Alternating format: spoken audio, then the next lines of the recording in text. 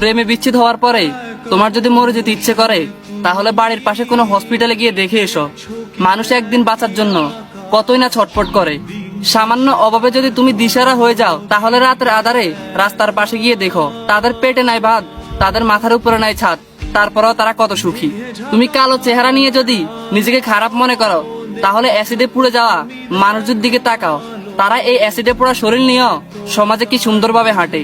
তোমরা যারা ভাবতেছ ছেলে হলে ভালো হতো, মেয়ে হয়েও ভালো হতো, তাদেরকে একটা কথা বলতেছি, তোমরা তৃতীয় লিঙ্গের দিকে তাকাও। তারা পরিবার থেকে এবং সমাজ থেকে বিতাড়িত হওয়ার পরও তারা নিজেদের জীবন যুদ্ধে তারা কিভাবে এগিয়ে যেতে যাচ্ছে।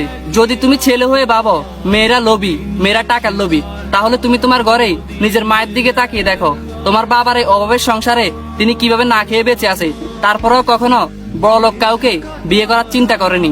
যদি তুমি পুরুষকে দেহলোভী এবং দোকাবাজ ভাবো, তাহলে তুমি তোমার বাবার দিকে তাকাও। তার ছোঁয়ায় শুধু ভালোবাসা, আদর আর স্নেহ ছাড়া কিছুই নাই।